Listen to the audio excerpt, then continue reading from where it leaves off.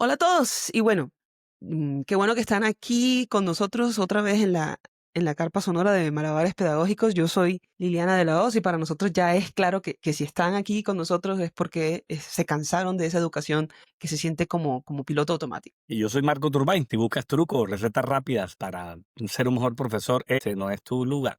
Malabares es un manifiesto vivo, una pregunta abierta entre la memoria, la sanación y la forma en que nos vinculamos, día a día, en cada momento y en los momentos justamente más complejos, Liliana. Hoy no venimos a resolver, sino a dudar, a cuestionar esas normas que disfrazan la moral y socavan la creatividad, palabra compleja, ¿no? ¿Cuándo fue la última vez que elegiste enseñar algo que te conmoviera, no solo que te pidieran lo que estaba escrito en el contrato? Esa es una de las preguntas que quiero dejar, Liliana, abiertas.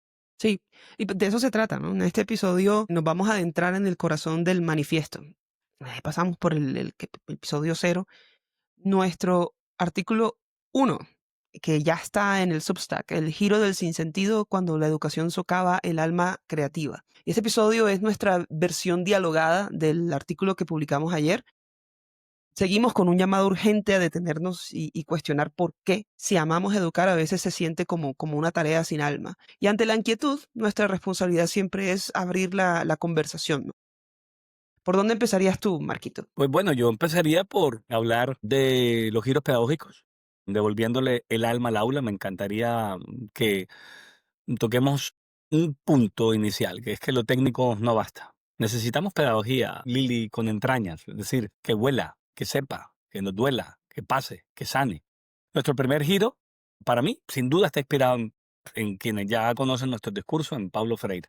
Es recuperar la pedagogía, como decíamos, con entrañas. Un maestro con entrañas no se mide por su manejo técnico, ¿sabes? O por su rúbrica, sino por su capacidad de conmoverse con el aprendizaje del otro. Y eso me parece muy diferencial. Freire en algún momento nos recordó que aprender y enseñar son dos elementos que están en correlación, que exige corporeidad, que exige asumirse como sujeto de pasión, de ternura y sujeto, al final de cuentas, para la vida. O sea, aprendemos para la vida. Sobre todo, exige aprender siempre. A ver, preguntarle a cada dificultad cómo desaprender, porque detrás de cada obstáculo hay un conflicto, Liliana, de confianza, una herida que busca sentido. Lo que he visto en la universidad pública, por ejemplo, a veces no es falta de capacidad, es falta de esperanza. Y eso lo hemos dialogado con los jóvenes. Ahora, yo me pregunto, ¿qué te conmueve del proceso de tus estudiantes hoy? Para mí, quiero que nos llevemos esa pregunta hoy. Porque si eso no sucede, entonces nosotros nos hemos convertido en activos de la institución y simplemente en operarios de un cliente que paga, entre comillas, cliente, que son los Mm, padres. Sí, yo creo que lo que tú estás diciendo ahora mismo es la parte que en el artículo tocamos sobre cómo encarnamos el currículo, ¿no? Cuando encarnamos el currículo permitimos que lo que se enseña deje de ser una lista de temas inertes y pase directamente por las venas. Y creo que nos gustó mucho estar trabajando el tema de hacer metáforas y de comparar cosas que parecen muy técnicas con vainas que son viscerales. Y yo no soy mucho de ese estilo, pero me empezó a gustar mucho, ¿no? Más allá de una metáfora, es un compromiso consciente. Significa que ese contenido encuentra un sentido cotidiano, vital y situado para quien estudia y para nosotros que somos los que lo convocamos, porque la educación se vuelve genuinamente significativa y por esta razón profunda el maestro con entrañas se detiene y se niega a seguir reproduciendo contenidos de manera mecánica. Y el rol de nosotros siempre se transforma, ¿no? Deja de ser en el transmisor, en convertirse en un provocador de preguntas incómodas y hermosas, en un sostenedor del proceso, creando siempre espacios seguros para el error y la duda, y finalmente, pues, en alguien que inspira y que ayuda a encender la luz de la conciencia en el otro. Eso nos lleva a un segundo punto, Lilia, que es descolonizar el saber. La trampa del modelo importado. La pedagogía efectivamente no se exporta, se cultiva. ¿Cuántas veces, siendo coordinador de diferentes metodologías, como la de Singapur, cubríamos en la historia que era más japonesa que, que singapurense, y dos, que cuando tú la estudias tienen muchísimos de autores, y tres, que cuando la traíamos a Colombia, particularmente a Barranquilla, ya había un gran autor que había sido borrado del mapa y que estaba Ujú. vivo en su momento, que era Carlos Vasco, que había creado una metodología de aprendizaje de las matemáticas. Entonces, creo que aquí no se trata de, como usted lo advirtió, de traer cosas externas, sino que permitirle que nazcan desde el propio territorio. Estos tienen una metáfora muy hermosa que es con el tema de la fertilidad. Para mí, creo que la pregunta que pudiera inspirar este proceso es: ¿qué saber local resignifica tu tema hoy? Y ese es un elemento, porque alguien diría, ¿tema? ¿Contenidos? Ya nosotros no estamos en los contenidos. Bueno, Ujú. aunque aparezca en una investigación, aparece declarado que el 80 y pico por ciento de los PEI en el 2016, hay que aclarar, hace mucho tiempo, hay que ver ahora cómo está ahora, eran constructivistas, pues la práctica, y todavía sigue siéndolo, lo digo Ujú. porque hay muchas instituciones educativas en campo, sigue siendo de contenidos. Y eso Sí, es lo que evita los tránsitos hacia otras experiencias de educación emocional, de educación crítica, de capacidad transformadora, la validación del modelo APS, en fin. sí, Pero esa es nuestra tarea. Ahora, sí. ¿cómo la asumimos? Sí, ese es un trabajo, ¿no? Lograr una pedagogía con entrañas es bastante trabajo. No se puede, como dices tú, no se puede importar, no se puede traer solamente. Y ya está bueno de la trampa del modelo, de ese modelo importado. Porque no hablo solo de la fascinación por los sistemas nórdicos y que hablamos de cómo se imponen modelos curriculares globalizados. Ahí vamos al mismo tema de que te hablaba la otra vez, Cambridge, el IB, incluso los marcos que son más específicos en mi área, como es ISTE y el CSTA. Porque el problema no es la calidad técnica de estas guías, ¿no? Sino la aplicación ciega de ellas. ¿De qué sirve tener un currículo de pensamiento computacional de última generación si terminamos ignorando los conflictos reales o los saberes que traen o no consigo nuestros pelados? Y que Ciega, sir- ciega y sin corazón y sin sí, alma. Ciega y sin corazón y sin sí, alma. y si ignoramos lo que hay en el salón cuando traemos esto, pues entonces ahí es donde pecamos, ¿no? Porque lo que hablabas ahorita es muy importante. El conocimiento sin territorio es una abstracción, pues, que solo refuerza la desconexión. Y la calidad real de un proyecto educativo como tal, en caso mío, voy a hablar de una forma muy, muy particular en lo que es tecnología educativa o tecnología académica. Lo que no puede definirse porque tal nos va bien o mal en un puntaje estandarizado y menos en un ranking, ¿no? Pero eso es lo que hacen. La calidad está en la cara y en la voz de los estudiantes y aquellos que no tienen miedos a preguntar, aquellos que te pueden comunicar, aquellos que son capaces de trabajar con personas diferentes en el salón. Pero esto de simplemente traer el currículo y no darnos el tiempo de poderlo contextualizar y de ir conociendo las partes que van a terminar absorbiéndolo, que van a terminar integrándolo en sus vidas. Por eso no es exactamente lo que hacen, ¿no? Esto Ujú. significa de manera muy sencilla que las experiencias y los conflictos y los saberes que circulan en la comunidad y en el aula son una fuente de conocimiento tan válida y fundamental como cualquier teoría formal o cualquier currículo globalizado. Justamente eso es lo que no reconoce, lo que no se reconoce. Y tú utilizas una palabra que a mí me llama mucho la atención: pecado. Cuando utilizamos la palabra pecado desde la perspectiva sociocrítica, nos referimos a aquello que se ha legitimado por encima de lo auténtico, de la pertinencia, del sentir. Y hablemoslo desde nuestras búsquedas, desde el bienestar colectivo, desde el bienestar personal, de la capacidad de generar oportunidades de aprendizaje y de resignificación. Y eso se ha legitimado. Y ahí es donde está el pecado. No es un tema de moral. No le permitimos a las instituciones educativas que eduquen en el tema de educación sexual, y eso está asociado con el tema del bullying, y eso está asociado con el tema de la salud mental, y entonces ahí tenemos desafíos importantes que realizar. Eso nos abre de manera muy importante un tercer punto, que ya lo planteas: son las tecnologías que expanden o las tecnologías que colonizan. Ese tercer punto tiene que ver con el sinsentido se agrava cuando usamos la tecnología sin conciencia. Esto me parece sensacional, porque pudiéramos utilizar la tecnología para tener mucha más categorización y organización, como diría Brunner, en el uso del ordenador, Mm, para organizar las cosas que antes eran muy complejas, mantenerlas asociadas o en la memoria. Y eso nos permite que muchas escuelas adopten plataformas en nombre de la eficiencia, pero terminan replicando lógicas de control y vigilancia. Confundimos la herramienta con el horizonte, y ahí comienza el riesgo, ¿no, Liliana? O sea, cuando la seguridad se impone sobre la libertad y la creatividad se apaga. Y cada vez que una plataforma sustituye el vínculo, la educación se vuelve mecánica, porque la verdadera innovación no está en el software, está en la relación, está en el vínculo y está en algo muy bello que lo mencionamos ahorita, en la ternura, en la capacidad de ver al otro y de hacer de la Sí, experiencia educativa algo muy sí, propio. te digo, en este tema yo ya lo expandí mucho más en el newsletter de ayer en LinkedIn. Este tema me podría tener hablando por mucho tiempo, ¿no? La tecnología, cuando se implementa sin un plan pedagógico serio, genera múltiples y muchos más sinsentidos de los que mencionamos en nuestro artículo. Pero hay dos que como coordinadora yo siento que me duelen especialmente y es primero el despliegue acrítico, creo que tú lo mencionaste, y sobre todo vertical desde la dirección.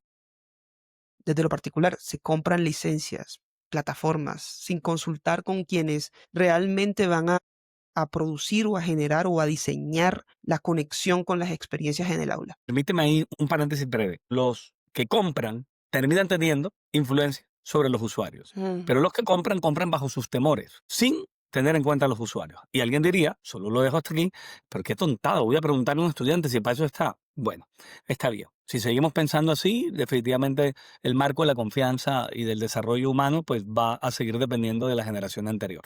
sí. Y ya sabemos cuáles son las historias que pasan con eso. Correcto, ¿no? Y esto es algo notorio cuando uno, es que es más, es que no llega ni al, tú lo mencionas como porque le va a preguntar al estudiante, es que no me preguntan ni a mí, que soy la persona que directamente el colegio contrata para ejecutar la labor. Que verlo de la manera más parca es así, porque en las reuniones con dueños, coordinadores o directores que estén sobre la figura mía, por ejemplo, para ser muy concreta, ellos ni siquiera conocen los elementos pedagógicos y creativos realistas de las tecnologías que tienen disponibles. Es más, ni siquiera a veces se acuerdan de los que ya habían comprado hace 3 años y que todavía no habían terminado de ser implementados con éxito ni medido su impacto. Ella es como, ¿puedo trabajar? Exacto. ¿Me permiten hacer para lo que me contrataron? Como dicen, sí, sí, lo que pasa es que a ver si yo puedo intervenir y decir alguito. Pero ese es un gran sinsentido que molesta mucho. Y el segundo sinsentido es que aunque gritamos, tú lo vieras, en esas mismas reuniones donde se desconoce el impacto pedagógico de lo que se quiera comprar, se dice mucho, ¿no? No, necesitamos profesores proficientes en tecnología, pero necesitamos que esos integradores ayuden al maestro a que sean proficientes en tecnología, pero no les damos el tiempo esencial de explorar y experimentar de manera segura. Es decir, sin la presión de tener al estudiante enfrente. O sea, no es lo mismo hacerlo cuando tú estás precisamente en ese gran trabajo de poder darle piel al currículo. Encima de eso, también tienes que hacer integración de tecnología en tu aula. Y sin ese tiempo de inmersión y juego seguro, el docente no puede innovar y la herramienta sigue colonizando en lugar de expandir. Hay un tema importante. ¿Qué pasaría si el niño, no, si a mí y a ti, que tenemos ese niño vivo y esa niña viva, nos dan un pudín de chocolate, pero de nuestros preferidos? Dios mío, ya tengo uno aquí que se me está haciendo agua en la boca. Pero te van a dar horas durante todo el día para que te lo comas, pero precisas y cantidades que te los tienes que comer, de lo contrario no te puedes comer el siguiente. Y si no aparece, entonces no eres una persona agradecida con el... Qué jartera comer así. Mm, Qué jartera, no, porque se apaga la creatividad. Y ahí es cuando decimos no toda pantalla ilumina, no toda tecnología, que es ese escrito hermoso que lanzas, el Prophetic, tiene justamente claridad de que la tecnología que no pregunta controla. Aquí hay un dato importante. Uno de cada 4 personas vivirá un problema de salud mental y la tecnología debe cuidar, no vigilar. La sí. tecnología no sirve así. Estamos desarrollando un instrumento, ¿no?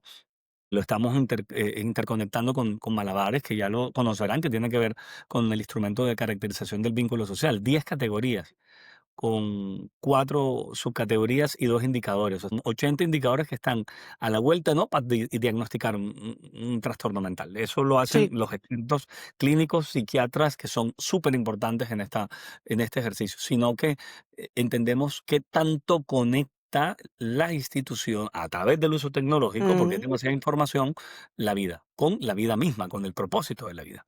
Es que Y ahí aquí es donde yo te quiero entonces, decir una cosa final claro, para conectar con lo otro, porque me parece que siempre tocar el tema de tecnología debe venir contrapesado con la humanización, ¿no? Del ujú, error. Y en el escrito precisamente que yo hice ayer que parte de nuestro artículo, esa parte es supremamente vital para mí, porque a nosotros nos ven como una persona que nada más quiere pantallas, pantallas, pantallas pues conózcannos, ¿no? Un poquito. Toda vez que tengamos una enorme sección de nuestra clase dedicada al uso integrado y con propósito de la tecnología, debe haber un espacio para parar, para detenernos y para reflexionar. Debe haberlo. Claro. Y eso se une precisamente a lo que viene a nuestro siguiente punto ¿Cuál en el es? artículo. ¿Cuál es ese cuarto punto? Humanizar el error y la pausa. Y porque es que el sistema educativo opera bajo la dictadura de la inmediatez, ¿no? Solo importan los informes, el resultado, las evidencias e incluso las iniciativas con propósito terminan siendo sistematizadas. No voy a entrar en detalles. Pero este es una urgencia constante la que nos obliga a olvidar lo esencial, porque debemos entender que el alma y la conciencia no se educan con prisa.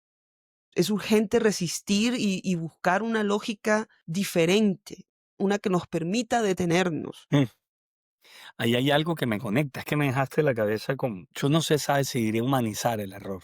Y me hace sentido, ¿sabes? Yo creo que lo diría por la manera como procesa el cerebro, ¿no? A través de estudios genetistas y los últimos, es que el error es necesario para aprender. De lo contrario, sin derecho a errar, repetimos. Y eso es lo que se convierte el sistema.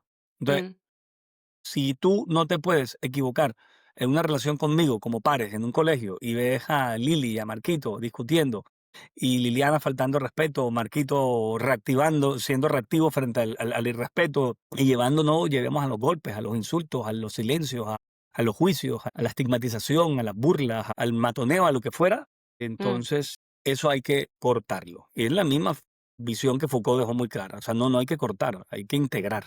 Y hay que ver de qué nos está pasando con Liliana y con Marquito en tus diferentes ciclos de vida, en la familia, en los compañeros, en los otros grupos familiares. A veces hablamos de la familia, pero dentro de una familia hay 4, 5, 6 grupos familiares que dan fuentes muy distintas de inspiración. Pero debe estar la familia central encargada de colar y dar esa garantía. Al final de cuentas, como lo veía hace poco, no ser el mejor maestro en salud de la mental o la mejor maestra en tecnología, sino ser kind, ¿no? Ser amable, ser ujú. respetuoso, poder vivir en esta relación. Y ese tema nos permite dar cuenta que el error pensado se vuelve inteligencia, el error negado se vuelve rutina. Esto es muy poderoso.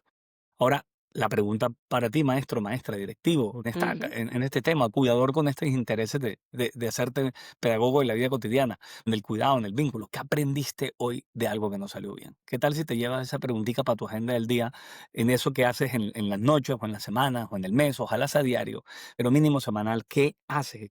¿Qué puedo aprender? Y detrás Chévere. del aprendizaje, para combinarlo con un tema de salud mental, surge algo muy poderoso y es que así son los duelos, así se elaboran los duelos. Los duelos se elaboran cuando aprendes aquello que no están reducidos a la muerte de un ser querido, la pérdida de un trabajo, la pérdida de un examen después de haber estudiado mucho, porque hay duelos falsos, ¿no? Voy a Sí, llorar, no estudié y bueno, ¿y qué más esperabas? Pero si hay mucho esfuerzo y hubo dificultad, bueno, entonces claro. ¿qué tenemos que aprender? Y ese aprendizaje a nivel emocional, no solamente cognitivo, porque esos dos elementos están fusionados, pues bueno, te da cuenta de la oportunidad de hacer algo con eso, de Hay integrarlo, de muchas decir, oportunidades perdidas en los colegios cuando en muchas reuniones directivas se discute y se pelea y se defienden modelos de feedback y retroalimentación y evaluación ujú, basada en las habilidades y que los reportes no sean así o asado, que no hablen de, y los modelos, que la hamburguesita que empieza con lo bueno, que empieza con no sé qué. Sí, cuando uno quiere hacer un reporte en un boletín, ¿no? Pero eso no es nada. En realidad, la oportunidad perdida está en eso que tú estás diciendo ahora. Cuando un estudiante no le va bien, lo que más importa es que entienda por qué no le fue bien. Y claro, esa reflexión es más poderosa al montón de reportes que uno tiene que escribir que a veces hasta nadie lee. Es ya, mejor en una conversación final, porque la equivocación y convertir sobre todo la equivocación en un acto creador y de defender el derecho del estudiante, ¿sí? A aprender con fuego y con emoción, es lo que necesitamos. Necesitamos crear una cultura en donde la creatividad y la innovación requieren la libertad de equivocarse, Sí, porque el total. aprendizaje nunca es un camino lineal. Nuestro trabajo es precisamente desactivar ese miedo al error que el sistema está imponiendo para que el estudiante pueda abrazar eh, la incertidumbre y la exploración. Queremos que sean creativos, pero entonces vamos como un tren bala que no deja que nadie tenga un segundo para poder reflexionar sobre lo que acabó de pasar. Entonces ponemos secciones y semanas donde tenemos que ponernos a pensar sobre qué fue lo que pasó. Y entonces reflexiona cada 6 meses. Los niños no recuerdan, es que ni yo recuerdo que fuera a veces lo que yo desayuné o lo que yo cené ayer, mucho menos Total. voy a ser capaz de hacer una reflexión después de 6 meses, de dejar de ser el evaluador implacable, ¿no? Cuyo único fin es andar corrigiendo la desviación, porque métete para acá Y para que vayas es que bien con todo con el ganado, para ser el acompañante consciente, el que es cultiva el pensamiento divergente y ver en el tropiezo el combustible para la próxima idea, para la próxima clase, para la próxima actividad. ahí está la clave. Yo le llamaría, de hecho, tú has tocado una apertura para el quinto Mm, punto, que es la conversación pendiente. sí, Y tiene que ver con educar es sanar. ¿Por qué estamos metidos en un sistema en donde buscamos educar para la vida, pero al final de cuentas la vida es dar resultados, olvidarse del proceso, descentrarse en la persona, hablar de inclusión, pero de algunos, de los que no estorben mucho, de los que se puedan correcto. dar, de los que puedan ser respuesta. Y esto lo tomo de Marta Robles, de un escrito que hizo que me fascina ella en su activismo sobre particularmente la inclusión y en particular el síndrome de Down. Y ella decía, es que le damos inclusión a la gente que, que se adapta. Por tanto, ojo con el concepto, que se integra, pero no se incluye. Y entonces somos unos Totalmente. hipócritas, estamos educando de una manera supremamente errada. Y entonces viene la idea de que educar se convierte en una garantía para poder de entregarle al papá que pagó o al sistema que paga unos resultados que se deben ver reflejados a través de un mismo esquema y un mismo instrumento de sistema. Estamos en una sociedad rota. Educar así es continuar con los errores. No estamos diciendo que no se puedan dar resultados. Yo puedo dar, de hecho, como coordinador de metodologías, testimonio y evidencias de cómo aprender y dar resultados se potencia cuando se está centrando en la persona. Pero efectivamente, cuando la conversación pendiente es que educar, como lo decíamos, también es sanar, es que hay dolores que caminan por la escuela sin nombre. Las conversaciones pendientes se dejan para la siguiente clase y la siguiente clase espera que la anterior la haya tratado y Y que se la siguiente la acumulan. trate. Y entonces hay algo muy bonito que hemos dicho en algunas de las conversaciones y es la gramática de la vida. ¿Quién corrige gramática? ¿El profesor de Mm, español? ¿Y por qué no el de matemática? Sí, el de historia, el de sociales, ¿ok? Porque la gramática de la vida tiene que ver, todos nos focalizamos en eso. Mi pregunta que les dejo a todos los que nos escuchan, ¿qué silencio entonces necesita permiso para ser dicho en tu aula? ¿Qué silencio necesita permiso? Y donde necesitamos espacios, ¿sabes? Donde también el maestro, como decía Rogers en 1982, también pueda expresar sus emociones. se debe reconocer y le Mm, debe poner un nombre, ¿no? mm, Como dices tú, un tema que yo estoy creciendo mucho gracias a ti es la salud mental no es un tema extra, ya es lo que estabas hablando ahora mismo, es una emergencia pedagógica y la escuela debe ser el lugar que acoja la ansiedad, el duelo o la crisis. sí. Y para eso la escuela debe ser un santuario. Tu clase, mi clase debe ser un santuario, un espacio de cuidado personal y colectivo. Y es precisamente aquí donde la diversidad se revela como un tesoro pedagógico. Tú lo decías, no debe ser algo para unos y no para otros, o como Mm, un problema a gestionar. A la diversidad la agarramos a veces por el lado que no es. mm, Cuando hablo de tesoros pedagógicos me estoy refiriendo a esos pequeños detalles que ocurren en el aula, ¿no? Los niños que te miran o que no te miran, que puedas notar los ritmos de aprendizaje únicos, que los puedas diferenciar y que los puedas trabajar, que puedas llegarles, ¿no? La profundidad de las historias que te cuentan y las distintas expresiones que lanzan en los momentos de clase. Yo esto es algo, no me voy a ir mucho a decirlo, pero yo se los digo constantemente. Yo les digo, un maestro se nutre y trabaja con cada una de sus miradas. Si tú no me estás mirando, estoy perdiendo, no te estoy llamando la atención. Sí, estoy llamando tu atención. Es que ahora mira lo que me acaba de pasar, pero no me voy a poner a hablar de eso. Pero estoy llamando tu atención porque la necesito. Sí, porque sin tu atención yo no me puedo nutrir para saber qué debo hacer después para ayudar para mi clase. Y el alumno que necesita silencio también trae el tesoro de la contemplación. Y el que se atreve a no estar de acuerdo contigo también trae el tesoro del pensamiento crítico, ¿no? Y cuando la Bello. escuela reconoce y celebra activamente esos tesoros en lugar de intentar meterlos en el mismo molde y de andar teniendo un mes para cada valor y entonces vamos a premiar al del valor del yo no sé qué cada mes que eso ocurre, ahí es cuando logramos la verdadera integración que dices tú, es el dolor o la diferencia, como una vez lo dijo también Dory Lau, puede ser narrado, reconocido y finalmente transformado en un acto de conciencia. Hemos llegado a un punto fascinante y creo que Liliana, te cuento que estoy como sensible, ¿sabes? Y al final de cuentas, a modo de reflexión, que es lo que te quiero invitar, el gesto educativo, ¿no? El gesto educativo, ¿con qué tiene que ver, Lili? Pues yo creo que es una invitación a volver a mirar, ¿no? A no quedarnos en un vistazo, a mantener y a contemplar, a desmantelar el show, ya que estamos hablando de malabares pedagógicos, apagar las luces y encender la lámpara del sentido. Ahí lo veo yo. O sea, es lo que ocurre. Es como si el teatro pasara no a ocurrir en el escenario para el cual está destinado, sino como si bajáramos el telón y le permitiéramos a las personas dar cuenta de que el auténtico escenario se da no solamente en donde sucede el espectáculo, sino detrás del telón. Esto es demasiado poderoso, pero es demasiado poderoso. Porque entonces esto sí sería también una institución que se va construyendo durante el proceso. No se trata de fingir para dar cuenta que estamos adaptados al sistema, sino de humanizarlo desde dentro y mostrar cómo es la realidad. Y si el cambio empieza por atreverse a sentir en clase lo que te pidieron callar, ¿qué va a pasar aquí? Que justamente como maestro y como maestra, si tú no has hecho la comprensión de que esto es un proceso y no son resultados, hoy usted, maestro, maestra, de cualquier aula, pero voy a hablarle particularmente de un aula escolar. Cada 15 días estaremos aquí lanzando un nuevo episodio.